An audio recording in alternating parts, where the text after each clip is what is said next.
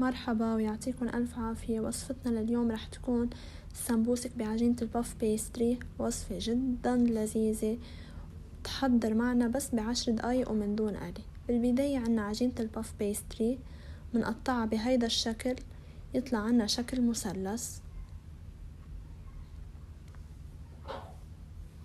بعد ما قطعنا كل العجين منبلش نشكلها، منرد الأطراف على بعضها ومنضغط عليهم بواسطة الشوكة لحتى نقفلهم كتير منيح. وبهيدا الشكل فينا نحشيها الحشوة اللي منحبها. أنا اليوم كنت عم أحشيها جبنة الموتزاريلا، طبعا الحشوة اختيارية، في لحمة، فيكن حيلا نوع جبنة يلي بتحبوه. نرجع منسكرها كتير منيح بإيدنا.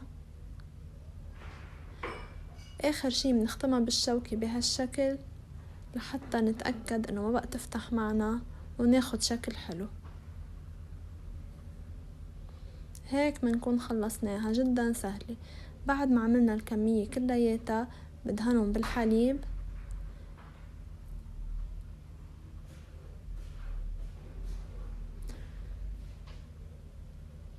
برشون حبة البركة وسمسم، طبعا هيدا الشي اختياري، وبفوتن على الفرن النار من تحت بعدين 5 دقايق لحتى يتحمروا من فوق. وهيك بيكونوا جهزوا معنا. وصفة سهلة وسريعة وكتير لذيذة، بتمنى تجربوها.